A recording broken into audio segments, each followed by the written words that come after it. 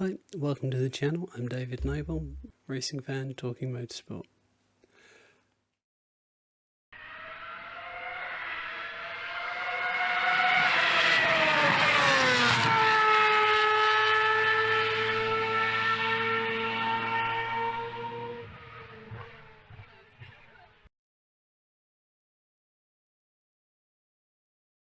Obviously, kicking off probably with the Formula One is the best place to start the racing from last weekend. And, it was all going on from qualifying.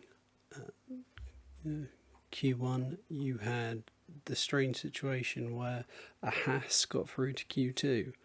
You had Ferrari putting Carlos Sainz out, and the result of that was that Daniel Ricciardo got knocked out. And I know a lot of people are like some Ferrari masterstroke going on, but obviously there was no knowledge or guarantee or expectation that Daniel would be the one who went out as a result of this action. So, yeah, it was an interesting play. It was not what I expected, but it worked out very well for, my team. So, good for them. But it was all a little bit, as the whole weekend was to a certain extent, about the weather and the track never switching on properly. It never got that dry line that you'd expect. They ran slicks in quali, but it's never quite evolved. That had some interesting effects on positions and stuff. Ferrari had apparently gambled on a more drier setup, and they'd needed Carlos's help giving Charles Leclerc a tow through Q2 to get into Q3. He managed finishing fourth, behind the two Mercedes, who just looked a class apart this weekend, which is kind of ominous for the rest of the year, because they have found something. Bearing in mind it's all apparently just from setup and they haven't had an upgrade since Silverstone, they've definitely found something recently that has possibly given the edge them again in this championship. So the fact that Valtteri has outscored Lewis and Max in the past few rounds, and yes, I know that has a lot to do with Lewis and Max's magnetic ability to collide with each other in recent weeks, but he's enjoying having a contract and knowing what he's doing going into the future. It's definitely playing out well for him. With Lewis having a 10-place grid penalty because of engines, that meant Valtteri got to start on pole. He led away. Max hung on to him and Charles Leclerc hung on to Max, but neither of them ever really seemed like they were going to threaten him. The main interest in the race basically was just what was going on with the weather, everyone having to defend the tyres, wondering what was going on behind the lead. With Daniel Ricciardo having been knocked out in Q1, McLaren decided to start him with an engine change, so he started from the back alongside Carlos Sainz, who had an engine change. So which of them could cut through the traffic more? Carlos was off to a flyer, got through them really quickly, but just in front of him, or further in front of him I should say, you'd have recovering Fernando Alonso after, let's talk about the Pierre incident. He was basically in the middle of a sandwich going through turn 1 and had nowhere to go, and Alonso ended up getting pushed out wide. But how many times have we seen that from other drivers and nothing happened about it? The general thing they normally tell us is like on a lap 1, especially a turn 1 incident, they're more likely to give the benefit of the doubt. But 5-second penalty plus 2 points on his licence, I think I heard someone say. That's kind of ridiculous for that content, that contact and what happened. And then by the end of the lap, Alonso red mist or whatever else had made a desperate move on Mick, got that completely wrong, spun him out, and then that ruined his race because he spent most of the rest of it up until the pit stop stuck behind his teammate. So, not good for him. So the brilliant qualifying that Mick had couldn't really show what he was capable of in the race. Despite losing so much time, he still ended up, after the pit stop, managing to get about 24-second lead on Nikita. But, damage was done by that point. So, further forward, as I said, Carlos making moves through the field. Some of the lunges he made, he nearly came a cropper coming past Sebastian Vettel. So he was lucky there. He was lucky. And then the main battle of the match, of course, because you had Hamilton coming forward as well from starting 11th, trying to get through the field.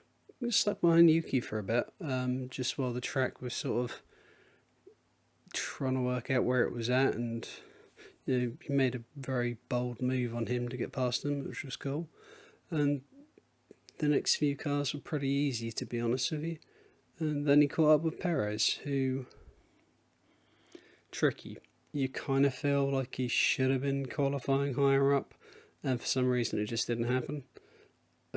Well, he just doesn't... Sergio's never been like a one-lap specialist, so I was never expecting him to be out-qualifying Max, but by this point we were kind of thinking he might be closer than he is, because, part of the reason Red Bull wanted him in was because he was an experienced driver. He's shown that if the car was right, he could get performances, had got wins, or a win, but we know Sergio, we know what he can do. At the start of this season, because it's a new car, new team, the inconsistency that he was perhaps having was kind of expectable, I suppose. But he's not reliably been there enough. Had the conversation before. If you look at where Valtteri is, for example, while he's not as quick as Lewis Hamilton, while he's not reliable as Lewis Hamilton, when Merc have to play strategy, Valtteri's normally in the window. He can normally play a part. He's normally effective. With Checo, all too often he hasn't been.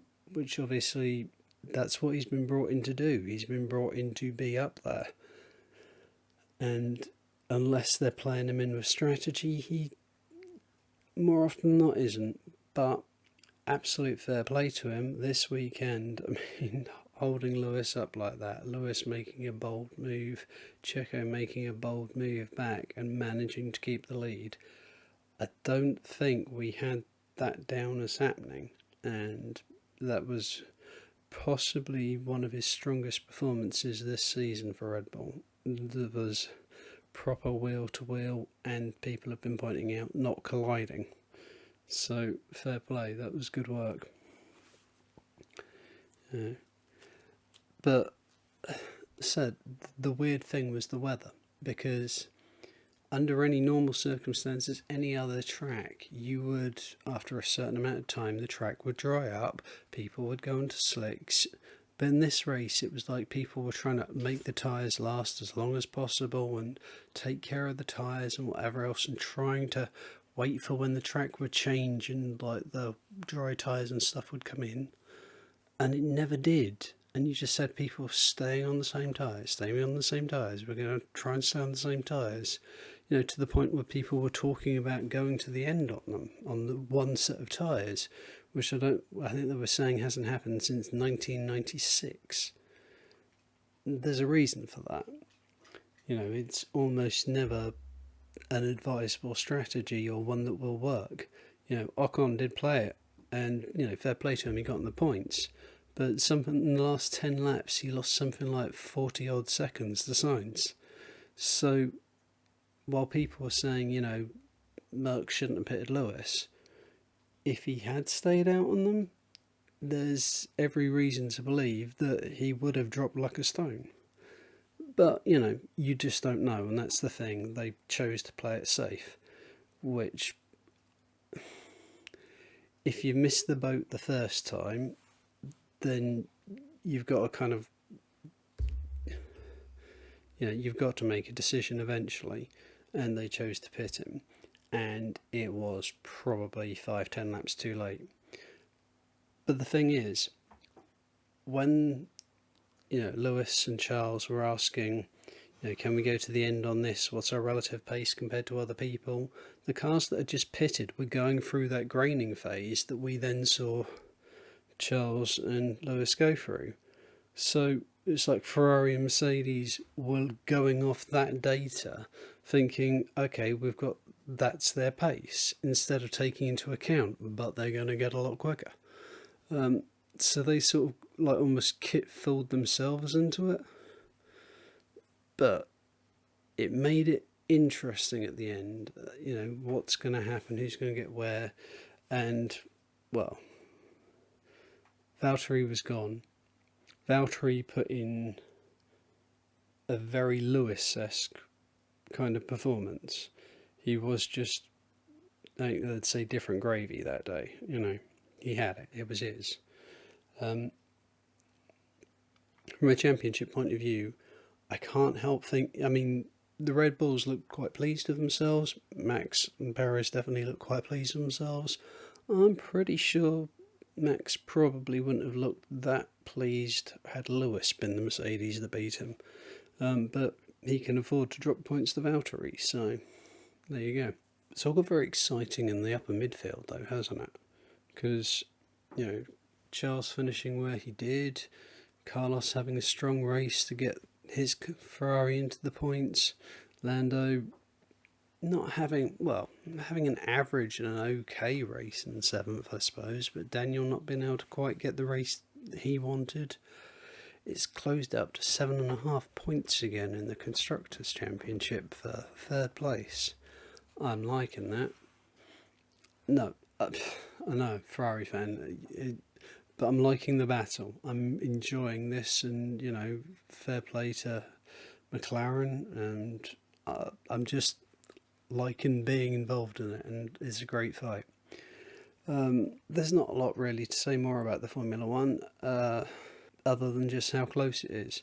It's tit for tat. Here we are, this far into the season, and 6 points splits the two main protagonists. Max has got the advantage at the moment, but there's been engine penalties, taking them different weekends or whatever else, and even after all of that, there's 6 points in it. There's just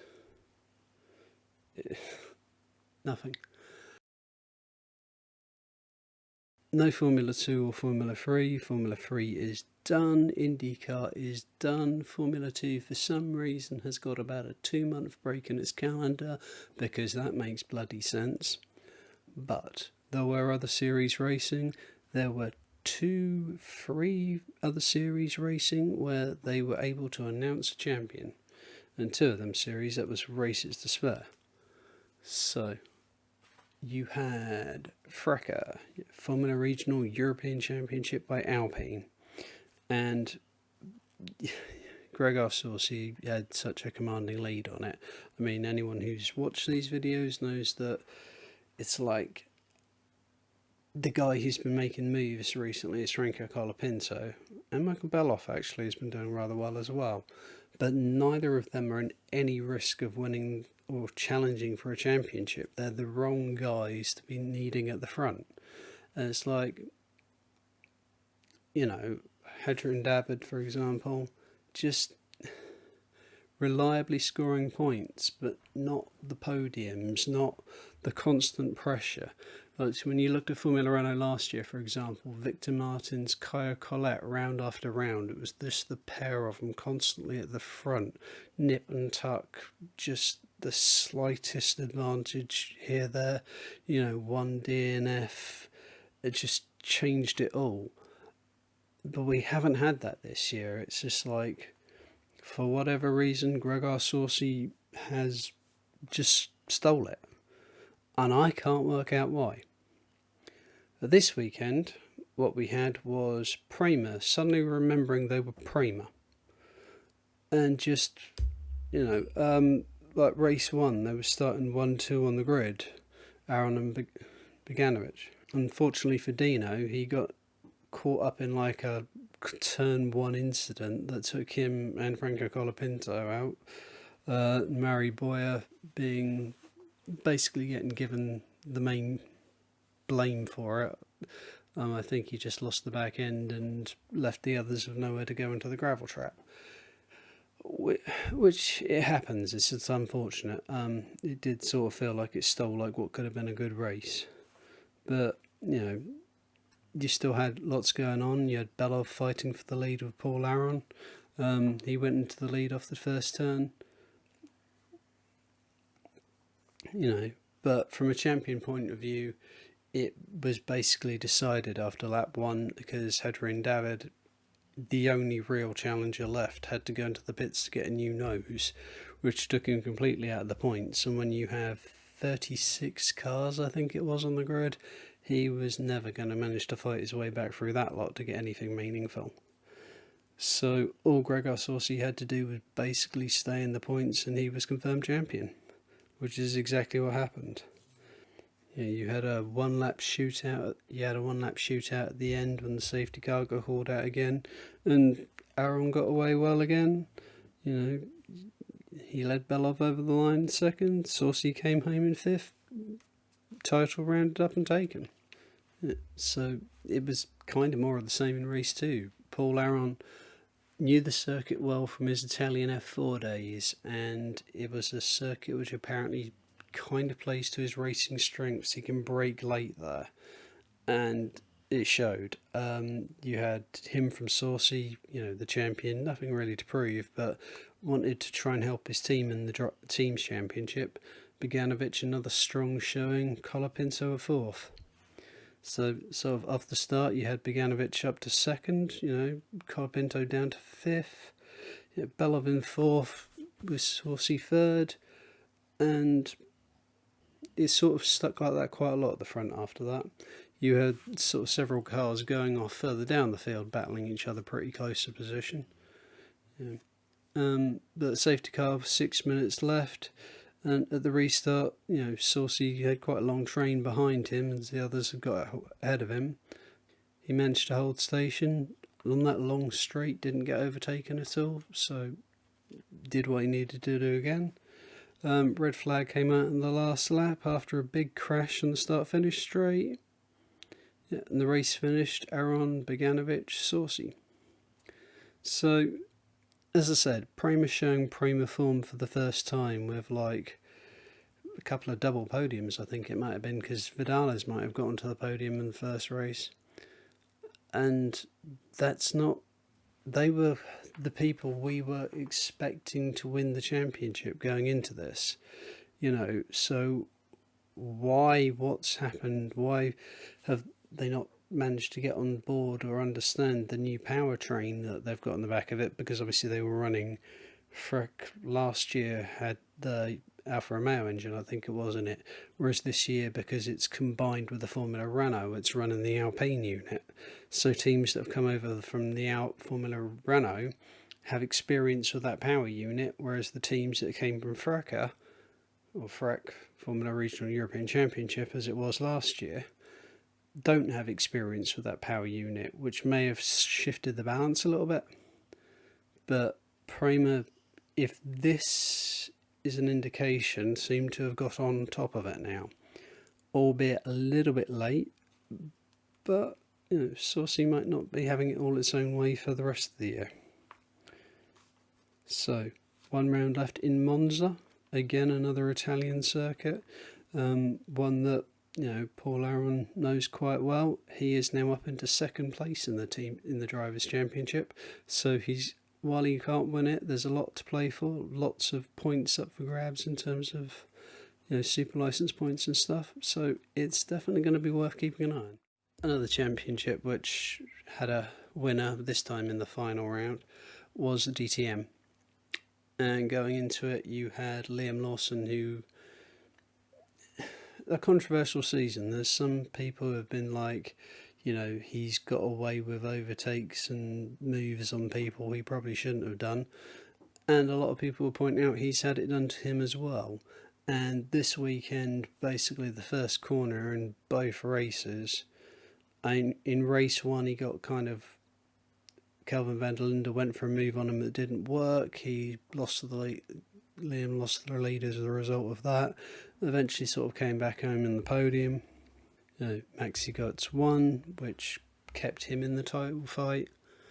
But the important part and the important race, the one that upset everyone, was race 2, where Kelvin van der Linde, not being happy with nearly taking Liam out in the first race, decided he was going to properly take him out in the second race. Again, turn 1, completely outbraked himself, left Liam with nowhere to go. Liam ended up with damaged suspension, and he got his way back to the pits and whatever else, and tried to come out and tried to continue racing. The theory being, if he got a finish, there was still a chance. But it was very difficult. He was still on line to do it, just about, but Mercedes have got 7 cars in the field, and all the Mercedes teams work pretty closely together. And the thing is, if they've got a chance to get a Mercedes driver into championship contention, there's nothing in the rules to say they can't manipulate the result and play around with it a bit. So that's what they did. I kind of don't begrudge them it too much, because there's nothing that says they can't do it. Them's the rules, unfortunately. But I do feel massively sorry for Liam Lawson, because losing a championship like that through no fault of your own, it's a bitter pill. And he said he doesn't really want to do DTM again next year just because of his experiences of it this year. But presumably he'll be doing Formula 2 next year, and the calendar's a lot fuller with more rounds, so he probably wouldn't have had the chance to do double series anyway, so maybe that's a good thing, I don't know. But it's a tough pill to swallow, that one. Maxi Götz, who won the championship, fair enough. I mean, it was kind of handed to him, but he had to be in that position in the first place to take advantage of that, so he did what he had to do. Fair play. One more series I want to talk about, actually. This will be the final one. It's a guy, we actually got his autograph at Snetterton in GB3 earlier this year, and it's Oliver Bearman. And I mean, it's like, if there's an award thing for like the most successful F4 campaign in history, I'm sure it's possibly going to have to go down to him at the moment. I mean, he's like won Italian F4, the first British driver ever to do it, 78 points ahead of his nearest rival with a round remaining. It's just crazy. In ADAC, the German F4, he's winning that as well, although only 35 points ahead of his nearest rival with 6 races left. So that could go any number of ways. And so obviously, much congratulations to him for that. But to add the little cherry on top thing, he's obviously part of like the Aston Martin Young Drivers Award for the Autosport Awards, which you have to assume he's in with a good chance of winning. And he's also just spent this last few days on test camp thing for the Ferrari Driver Academy to see whether maybe he'll end up joining them. I mean, it's been, and it's going to be, a heck of a few months for the lad. So, absolute fair play. If you haven't heard of Oliver Bearman, there's a name you really do need to pay attention to going up the ladder. I mean, I've not been this excited about a young British talent since seeing Lando Norris in 2016. He's having that kind of year. For those who don't actually know about that, Lando Norris competed part-time in what was then British F3 and won like 4 out of the 10 races he was in. He was competing in Toyota Racing Series at the start of the year, which he won. He competed in Formula Renault NEC Northern European Championship, which he won, and he competed in Formula Renault Euro Cup, which he also won. And Oliver's looking on par to have that kind of season, which is, as I said, it is seriously impressive. Anyway, that's me talking about racing for another week. I hope I've not rambled too much. I hope some of it has made sense. And if you have made it this far, thank you very much for listening, and bye-bye for now. Bye.